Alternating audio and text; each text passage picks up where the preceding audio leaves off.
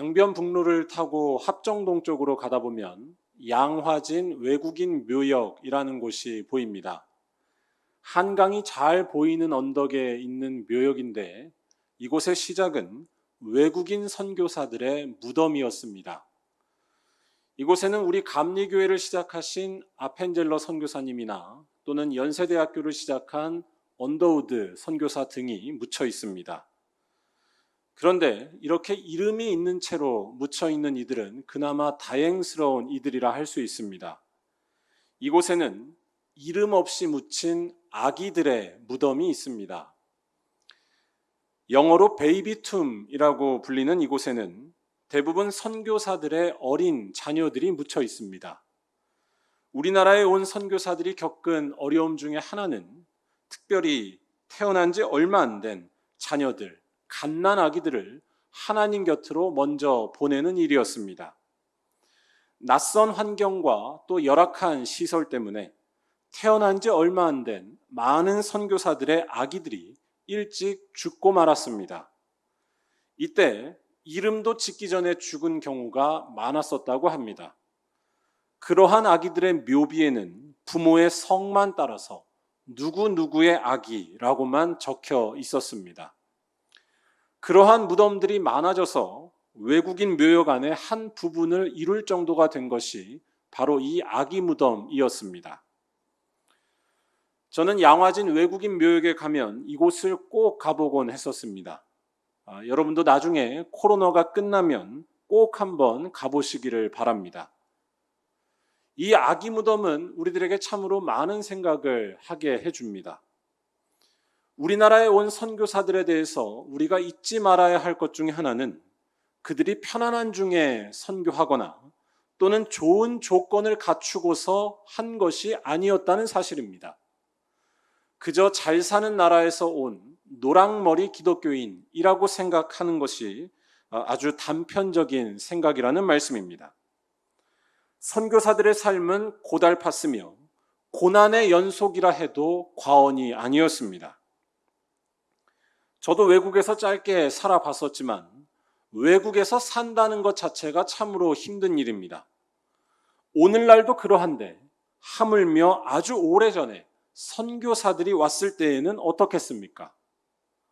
서양인에 대한 반감이 심하고 또 모든 것이 낯설고 척박한 이 땅에서 선교사로 산다는 것은 보통 일이 아니었습니다. 외로움과 답답함은 기본이고 전혀 다른 기후와 풍토 속에서 병이 걸리는 일은 다반사였습니다. 그러한 고난과 아픔이 가장 절망스럽게 묻어나온 순간은 바로 그들의 태어난 지 얼마 안 된 갓난아기가 죽어버리는 것이었습니다. 아무도 이해할 수 없는 슬픔을 가슴에 안고서 핏덩이 같은 아기를 낯선 이국 땅에 묻을 수밖에 없었습니다. 제가 선교사들의 아기 무덤에 대해서 소개해드리는 이유는 기독교 신앙이라는 것이 무엇인지 이 시간 함께 생각해보고 또한 오늘 말씀의 은혜를 나누기 위함입니다. 여러분, 기독교 신앙이 무엇이라고 생각하십니까? 기독교 신앙에 소망이 있고 또한 능력 있는 이유가 어디에 있다고 보십니까? 그 이유에 대해서 우리들은 세속적으로 생각할 때가 참 많이 있습니다. 교회에 가면 성공하기 때문에, 기독교에는 힘이 많기 때문에 기쁨이 있고 나에게 소망을 준다고 생각하는 것입니다. 하지만 이는 대단히 위험한 생각입니다. 힘이 세고 말고 또한 세상에서 성공하고 말고는 오직 하나님께서 정하시는 문제이고 하나님의 전적인 자유입니다.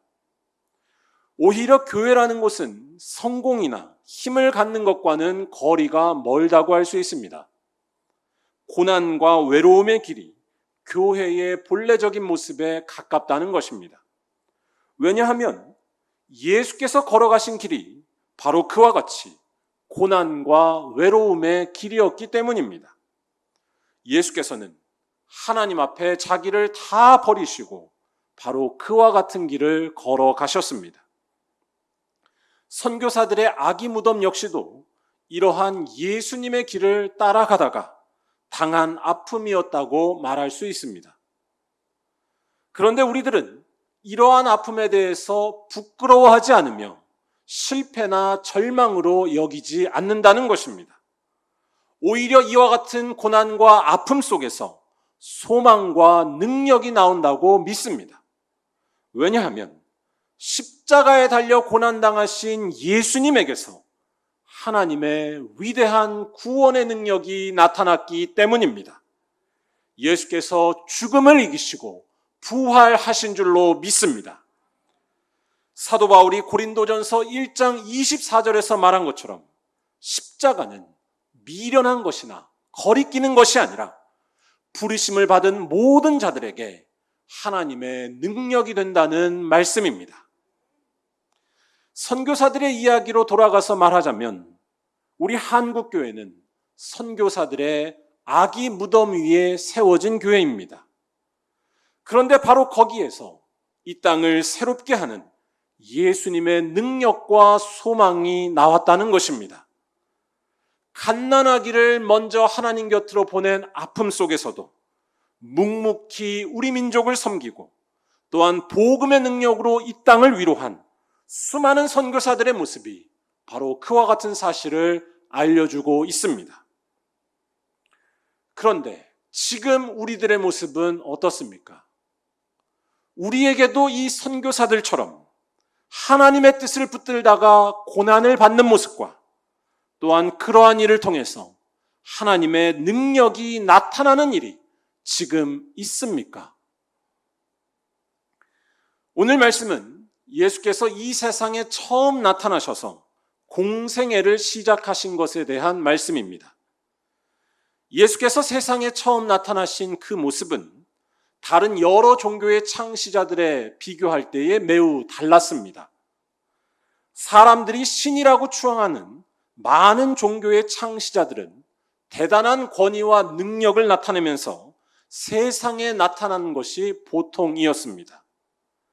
예를 들어서 불교의 석가모니는 태어났을 때에 사방으로 7걸음을 걸으면서 천상천하 유아독존이라는 유명한 깨달음을 설파했다고 합니다. 그런데 예수님께는 그러한 모습이 없었습니다. 오히려 예수님은 그와 반대되는 모습으로 나타나셨습니다. 바로 오늘 말씀 9절에서 세례 요한 앞으로 나아가서 그 앞에 다만 세례를 받으시는 것으로 그의 삶을 시작하시는 것이었습니다. 예수께서 세례를 주신 것이 아니라 예수께서 세례를 받으셨다는 것에 중요한 의미가 있습니다. 세례를 받는 사람은 자기 자신을 세례 주는 그 사람보다 높여서는 안 됩니다. 즉 세례는 자기 자신을 낮출 때에만 가능한 일입니다. 그런데 오늘 말씀에서 예수께서는 바로 그러한 세례를 받으셨다는 것입니다. 예수께서 낮아지셨다는 것을 말하는 것입니다. 이러한 사실은 예수님을 구주로 고백하는 우리들에게 한편으로 난감한 느낌을 줍니다. 예수께서 세례를 주신 것이 자연스러워 보이는데 그렇지 않고 예수께서 세례를 받으셨다는 것은 그가 세례 요한보다 권위가 없거나 혹은 능력이 없다는 것을 나타내는 것일까요? 왜 예수님은 세례 요한보다 더 낮은 위치에서는 세례를 받으신 것일까요? 오늘의 말씀은 예수께서 세례를 받으신 것이 그러한 뜻이 아니라는 것을 우리들에게 알려줍니다. 예수께서 세례 받으신 후에 하늘에서 들려온 음성이 그 사실을 증거하고 있습니다. 바로 하나님께서는 세례를 받기 위해 낮아지신 예수님을 향해서 이는 내 사랑하는 아들이라고 말씀해 주시는 것입니다. 낮아지신 예수님이 바로 하나님의 아들이시고 그분이 우리의 구원자가 되신다는 사실입니다. 우리 다 함께 11절 말씀을 읽어보도록 하겠습니다. 하늘로부터 소리가 나기를 너는 내 사랑하는 아들이라 내가 너를 기뻐하노라 하시니라. 아멘. 예수님의 세례는 말씀드린 대로 그가 낮아지셨다는 것을 나타내는 사건입니다. 그런데 예수님의 이 세례는 단순히 인간적인 차원의 겸손이나 낮아짐이 아니었다는 것이 중요합니다. 사람들 사이에서 일부러 낮아지기를 좋아하고 또 그런 것에 대해서 불쾌해하지 않는 저처럼 천성이 겸손한 사람들이 있습니다. 여러분, 그런 성품은 아주 좋은 것입니다. 그런데 그런 겸손한 성품을 가졌다고 해서 이 세상을 구원할 수 있거나 또는 인간의 삶의 근본적인 문제를 해결할 수는 없습니다. 제가 드리려는 말씀은 예수님의 세례와 그의 낮아지심을 단순히 인간적인 성품으로 이해해서는 곤란하다는 것입니다. 이는 인간적인 차원의 일이 아니었습니다. 예수님의 세례는 하나님의 아들이 세례를 받기 위해서 낮아지신 아무도 생각하지 못한 일이었다는 것입니다. 가장 높으신 분 하나님의 아들이 그 자리를 버리시고 낮아지셨습니다. 이러한 사실은 지금 예수께서 받으신 그 세례가 세례 요한의 세례였다는 점에서 잘 확인이 됩니다. 세례 요한의 세례는 단순한 세례가 아니었습니다. 이는 회개의 세례였습니다. 4절 말씀에서 이 사실이 잘 나오고 있습니다. 또한 5절 말씀에 따르면 세례 요한 앞에 나온 많은 이들은 세례받기 전에 자기의 죄를 자복했습니다. 즉 세례 요한의 세례를 받는다는 것은 스스로 죄가 있다는 것을 고백하는 일이었습니다. 그런데 예수께서 바로 이 세례를 받으셨다는 것입니다. 이것은 매우 충격적인 일입니다. 하나님의 아들이 단순하게 낮아진 것이 아니라 죄인과 같아지기까지 하셨다는 것이기 때문입니다. 이것은 예수님이 죄가 있으시다는 말씀이 아닙니다. 예수께서 죄인과 같은 위치에 서셨다는 것입니다. 그 어떤 종교의 창시자도 세상에서의 일을 시작할 때에 이처럼 죄인과 같은 모습이 되는 일은 없습니다. 한 가지 더 세례에 대한 충격적인 의미는 세례는 궁극적으로 죽음을 의미한다는 사실입니다. 여러분들이 교회에 나오셔서 세례를 받으셨을 때 또한 세례 교육을 받으셨을 때를 떠올려 보시기 바랍니다. 교회에서 세례의 중요한 의미로 가르치는 것 중에 하나는 바로 죽음입니다. 물속에 잠김으로써 이전에 내가 죽는 것이 바로 세례이기 때문입니다. 그런데 하나님의 아들이신 예수께서 이러한 죽음의 의미가 담겨 있는 세례를 받으셨다는 것입니다. 하나님의 아들이 죽음의 길을 받아들이면서 세상에서의 사역을 시작하신 것입니다. 도대체 예수님은 왜 그러셨을까요? 예수님의 이와 같은 모습은 우리들에게 다시 한번 이해하기 힘든 모습으로 다가옵니다. 왜 마가복음을 기록한 마가는 예수님의 세례에 대한 이 말씀을 굳이 넣고 있을까요? 이러한 말씀을 빼는 것이 오히려 예수님을 더 믿게 하는데 좋은 일이 아닐까요? 성경을 기록한 마가도 그런 유혹을 받았을지 모릅니다. 하지만 마가는 그러한 유혹에 빠지지 않고 예수님의 세례 받으심에 대해서 담담하게 또한 담대하게 전하고 있습니다. 마태, 누가도 다 예수님의 세례에 대해서 빠뜨리지 않고 기록해 놨습니다. 이들이 이와 같이 한 이유는 예수님을 비하하거나 예수님을 낮추기 위함이 아니었습니다. 이는 오히려 예수님이 누구신지를 정확히 알았기 때문에 한 일이었습니다. 바로 예수님의 낮아짐과 고난받으심은 세상이 말하는 부끄럽고 초라한 일이 아니라 오히려 세상을 구원하는 하나님의 놀라운 사건이 된다는 사실입니다. 왜냐하면 예수님의 고난과 낮아짐에서 온 세상을 용서하시고 또한 온 세상 사람들을 하나님의 자녀로 다시 부르시는 하나님의 은혜와 능력이 나타났기 때문입니다. 바로 그의 십자가와 부활입니다. 고난받으신 예수께서 우리에게 영원한 은혜와 능력을 나타내셨다는 것입니다. 그러한 놀라운 사실이 세례받으신 예수님의 모습을 통해 미리 예고되고 있는 것입니다. 우리 다 함께 10절 말씀을 한번 읽어보도록 하겠습니다. 곧 물에서 올라오실새 하늘이 갈라짐과 성령이 비둘기같이 자기에게 내려오심을 보시더니 아멘. 예수께서 세례를 받으시자 하늘이 갈라졌다는 말씀이 나옵니다. 여기에서 갈라졌다는 말은 예수께서 십자가에 달리시고 죽으시던 그 순간 예루살렘 성전의 휘장이 찢어질 때 사용된 말과 같습니다. 마태복음 27장 51절을 보면 성전의 휘장이 위로부터 아래까지 찢어졌다고 말합니다. 여러분, 성전의 휘장이 무엇입니까? 성전의 휘장은 인간의 죄로 말미암아 하나님 앞에 더 이상 우리가 나아가지 못하게 된 것의 표시였습니다. 하나님께로부터 멀어져서 더 이상 참된 소망과 평안이 없게 된 것이 바로 이 휘장이 나타내는 바였습니다. 하지만 예수께서 죽으심으로 말미암아 이 휘장이 찢어진 줄로 믿습니다. 예수의 죽음을 통해서 갈라진 인간과 하나님 사이가 다시 회복되는 역사가 일어난 것입니다. 예수의 죽음에는 죄 용서의 은혜와 또한 하나님의 자녀로 회복시키시는 새 창조의 능력이 있기 때문입니다.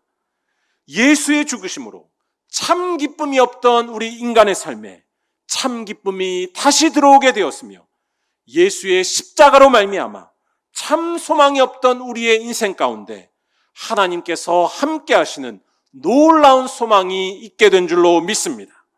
그의 죽으심이 바로 성전의 휘장을 찢었기 때문입니다.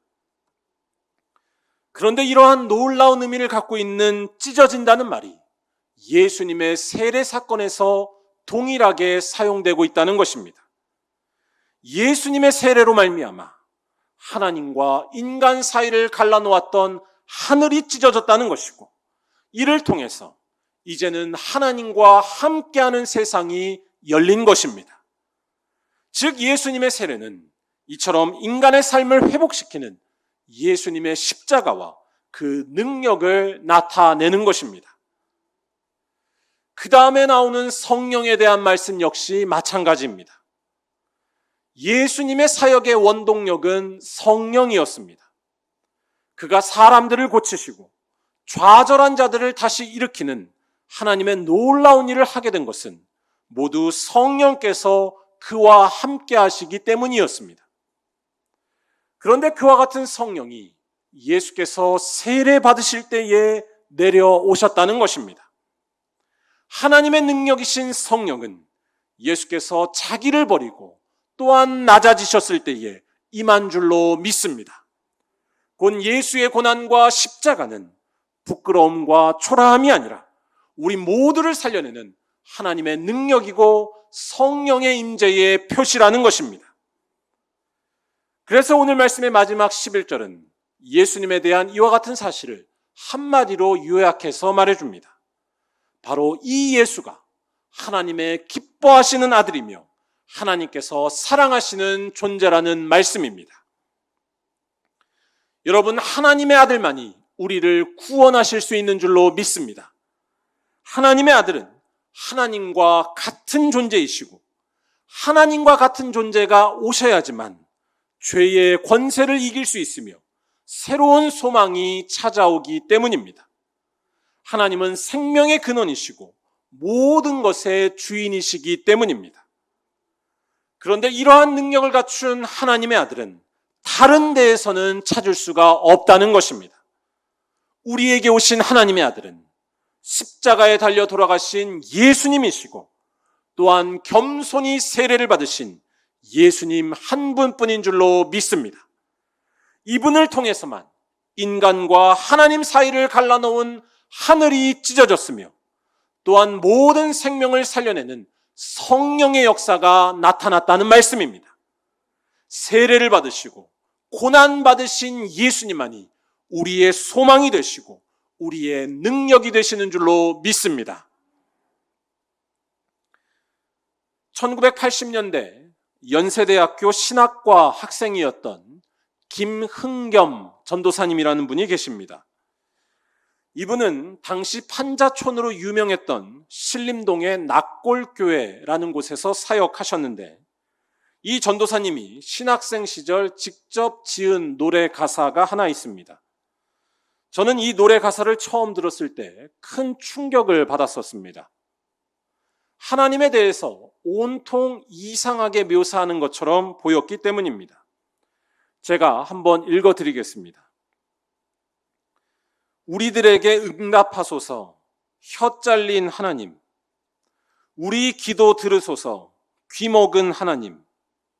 얼굴을 돌리시는 화상당한 하나님. 그래도 당신은 하나뿐인 민중의 아버지. 하나님, 당신은 죽어버렸나? 어두운 골목에서 울고 계실까? 쓰레기 더미에 묻혀버렸나? 가엾은 하나님. 얼굴을 돌리시는 화상당한 하나님. 그래도 당신은 하나뿐인 민중의 아버지. 이 시는 하나님에 대해 너무 이상하게 묘사하는 것처럼 보입니다. 혀 잘린 하나님, 귀먹은 하나님, 화상당한 하나님, 쓰레기 더미에 묻혀버렸나 가엾은 하나님. 지금 들어도 매우 충격적인 말들입니다. 하지만 저는 예수님에 대해서 알면 알수록 하나님에 대한 이 시는 한편으로 볼 때 매우 정확한 고백이라는 것을 알 수 있었습니다. 여러분은 하나님이 어떤 분이시라고 생각하십니까? 우리가 믿는 하나님은 하늘에 계신 우리 아버지이시지만 동시에 우리 안에 들어와 계신 분입니다. 무엇보다 그분은 우리를 위해 낮아지셨으며 우리를 위해 고통당하신 분입니다. 이와 같이 말할 수 있는 이유는 예수님에게 있습니다. 십자가에 달리신 예수님을 바라볼 때에 자기 백성을 위해 고난당하시고 죽기까지 하신 하나님을 볼 수 있기 때문입니다. 그런 점에서 제가 방금 읽어드린 김흥겸 전도사님의 이 노래 가사는 좀 이상하게 보일 수 있어도 하나님에 대해 매우 정확하게 표현하는 것이라는 말씀입니다. 시대적인 비극 속에서 하나님께서 함께 아픔 당하셨음을 말하고 있기 때문입니다. 십자가에 달리신 예수님에게서 그와 같은 하나님을 목격한 것입니다. 하지만 이러한 예수님의 모습은 우리들에게 결코 실망이나 좌절이 되지 않는다는 것입니다. 이 예수께서 죽음을 이기시고 부활하셨기 때문입니다. 즉 고난당하신 예수가 우리를 위로하실 수 있으며 낮아지신 예수가 우리를 새롭게 하실 수 있는 하나님이 되신다는 말씀입니다. 그래서 이 시에서도 맨 마지막에는 절망이 아닌 희망을 고백합니다. 그래도 당신은 하나뿐인 민중의 아버지, 사람들을 위해 귀먹고 화상당한 하나님, 그 하나님이 나타난 예수님이 바로 우리의 소망이자 위로자가 되신다는 말씀입니다. 사랑하는 우리 말리온교회 모든 성도 여러분, 여러분의 삶에 참된 위로와 소망이 어디에 있다고 생각하며 살아가십니까? 참된 위로와 소망은 인간에게 있거나 또는 우리의 재물이나 주식이나 부동산에 있지 않습니다. 이는 오직 십자가에 달려 돌아가신 예수님에게만 있는 줄로 믿습니다. 예수님을 통하여서 하나님과 인간 사이를 갈라놓은 하늘이 찢어졌으며 모든 생명을 살려내는 성령의 역사가 나타났기 때문입니다. 오늘 말씀에서 세례를 받으신 예수님의 모습은 바로 그와 같은 예수님의 운명과 그의 하실 일을 나타내고 있습니다. 이제 이 예수님을 바라보시고 세상이 줄 수 없는 소망과 위로를 얻으시기를 바랍니다. 이 예수님을 의지하고 이 예수님을 나의 주님으로 고백할 때에 우리의 삶에 참된 기쁨이 회복되고 죽은 생명까지 다시 살아날 줄로 믿습니다. 또한 우리 믿는 이들은 오직 이 예수님을 따라가면서 세상 가운데 참된 소망과 위로를 전해야 할 줄로 믿습니다.